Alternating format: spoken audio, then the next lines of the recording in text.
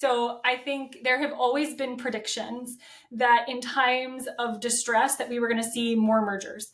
So if you look at some of the resources that are out there on nonprofit mergers, you'll find a host of resources that were created between about 2009 and 2014.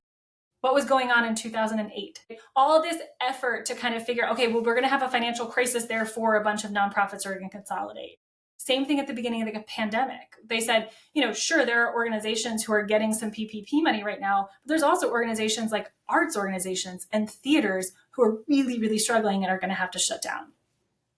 Overall, though, writ large, the nonprofit sector is not shrinking. We add about 30,000 nonprofits every single year to the nonprofit sector. During the pandemic, we added somewhere between like 65 and 70,000.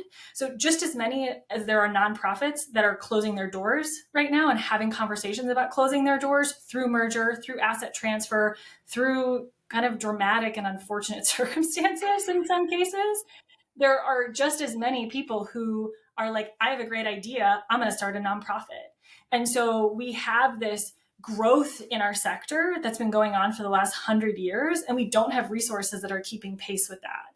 And so I think paying attention to the fact that, yeah, merger is a tool, but these kinds of structural changes and transitions are just part of nonprofit and organizational life cycles. They're not necessarily a factor of the current crisis. Yes, we're talking about it more because people are looking for exit ramps, but in some cases, a merger is not a great idea. And I think the reason I say that, even as somebody who it may sound like that's not good for business, is that, a merger is an expensive and very significant undertaking. It is not a great exit ramp for an organization that's struggling. And so I think we're talking about it more, but all of the mergers that we're seeing announced right now probably started their conversation upwards of 2 years ago. That's fair, but wouldn't those conversations be accelerated if one had a runway, say, of 2 months and one had one of 2 years? And the why now, which ultimately has to be a motivating factor, is kind of at the hint behind my question of being like, yeah, when times are tough, it's probably something more of a, hey, we'll discuss this over the next few years as opposed to next few months. Doesn't that bring time to bear in decision making? I do think that it does. And I think people are coming to the table with a lot more urgency. And unfortunately, the urgency tends to limit their options, right? So I think, I've been very busy this year. I'm part of the Sustained Collaboration Network. There's a community of practice of consultants who do this kind of work. We meet together once a month for community conversations and share information about what we're learning.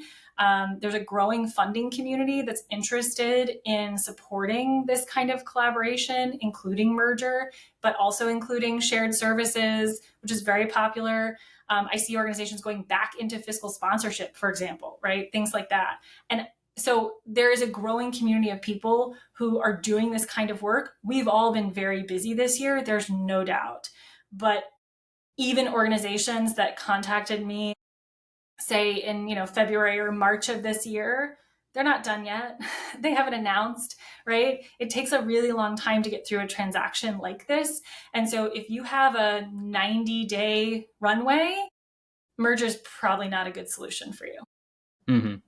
Can you say a bit more about how this year's activity, I know it's a touch anecdotal, compares to, say, a 2020 or where you have on a given year? I do think that, truthfully, the only thing that has changed is I think people's willingness to have the conversation. It's yes, we're talking about it more. And the markers of that are that, number one, I've seen more articles. The fact that you and I are talking about it, I think, is just an indicator that, yes, we are talking about it more. But I don't think so. They're becoming more part of the mainstream conversation, but they still carry a really heavy stigma, right? There's still a lot of barriers for us to work through as a sector in terms of using this kind of tool and using it appropriately. So I think, yes, we're talking about it more, but we have a long way to go before we start talking about mergers and structural changes the same way we talk about strategic planning and board development. Any executive director or CEO of a nonprofit will tell you, Yeah, strategic planning is important. Board development is important. Most of them have very little understanding of what their structure is and why they're structured the way they are.